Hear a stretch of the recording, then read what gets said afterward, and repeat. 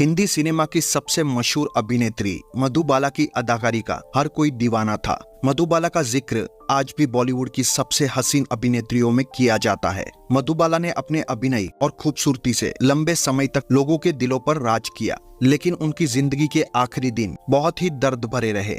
चलिए आपको हिंदी सिनेमा की सबसे दिलकश अभिनेत्री के सफर के बारे में बताते हैं। मधुबाला का जन्म 14 फरवरी साल 1933 को नई दिल्ली में हुआ था। मधुबाला के बचपन का नाम मुमताज जहां देहलवी था। मधुबाला अपने माता पिता की 5वीं संतान थी और उनके अलावा 10 भाई बहन थे। अपनी 5 बहनों में वो सबसे ज्यादा कमाती थी। मधुबाला ने छोटी सी उम्र में ही फिल्मों में काम करना शुरू कर दिया था, जिसके चलते वो स्कूल नहीं जा सकी। मधुबाला को उर्दू आती थी, लेकिन इंग्लिश का एक शब्द भी नहीं बोल पाती थी। जन्म से ही उनके दिल में छेद था और फेफड़ों में भी परेशानी थी। मधुबाला बाहर से जितनी खुश रहती थी, अंदर से वे उतनी ही तकलीफ में रहती थी। मधुबाला बचपन से ही एक्ट्रेस बनना चाहती थी। इस सपने को उन्होंने कड़ी मेहनत के साथ पूरा किया। सिर्फ 9 साल की उम्र में ही मधुबाला सिनेमा इंडस्ट्री में दाखिल हो चुकी थी। 14 साल की उम्र में मधुबाला को पहला ब्रेक फिल्म बसंत में मिला। बतौर अभिनेत्री मधुबाला ने साल 1947 में आई फिल्म नीलकमल में काम किया और इसके बाद इसी साल आई फिल्म दिल की रानी और साल 1948 में आई फिल्म अमर प्रेम में काम किया। ये सभी फिल्में उन्होंने राज कपूर के साथ की थी।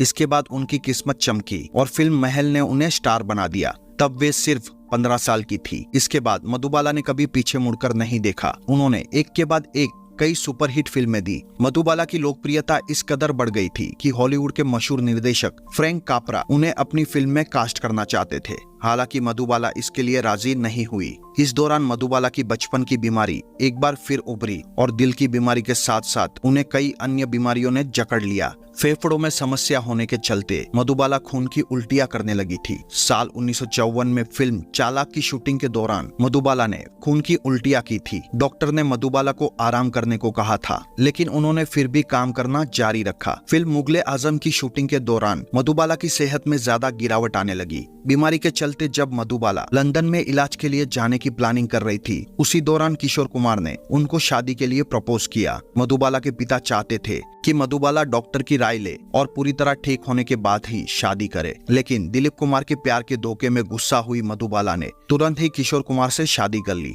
27 साल की उम्र में साल 1960 में इनकी शादी हुई। शादी के बाद जैसे ही डॉक्टर्स ने बताया कि मधुबाला ज्यादा दिनों तक नहीं जी पाएंगी, तब किशोर कुमार ने मुंबई के काटर रोड में बंगला खरीदकर मधुबाला को वहां नर्स और ड्राइवर के साथ छोड़ दिया। 4 महीने में एक बार किशोर कुमार मधुबाला से मिलने जाया करते थे। आखिरी दिनों में तो उन्होंने मधुबाला का फोन उठाना भी बंद कर दिया था। दरअसल किशोर कुमार मधुबाला से बेइंतहा प्यार करते थे, लेकिन जैसे ही मधुबाला लंदन से आई तो उन्होंने मधुबाला को अपने से दूर कर दिया। मधुबाला इस बात से बेहद दुखी थी कि उनसे कोई भी मिलने नहीं आता था। एक समय में वो बॉलीवुड की हॉट प्रॉपर्टी हुआ करती थी, लेकिन जब वे बीमार और मरने की कगार पर थी तो कोई एक भी बार उनका हाल जानने नहीं आया। मधुबाला की हालत दिन ब दिन खराब हो रही थी। उनके शरीर में अधिक खून बनता था, जिस वजह से वो नाक और मुंह से बाहर निकलता था। घर पर डॉक्टर शरीर से खून निकालते थे। मधुबाला को फेफड़ों की बीमारी भी थी। इस वजह से उन्हें हर 4-5 घंटे में ऑक्सीजन देनी पड़ती थी।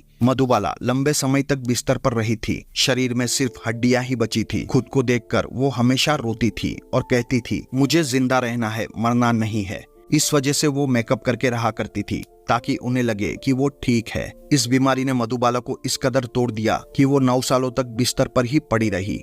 आखिरी दिनों में मधुबाला के पास कोई नहीं था। वो अकेली ही जी रही थी। इसके बाद 23 फरवरी साल 1969 को सिर्फ 36 साल की उम्र में मधुबाला ने दुनिया को हमेशा के लिए अलविदा कह दिया था।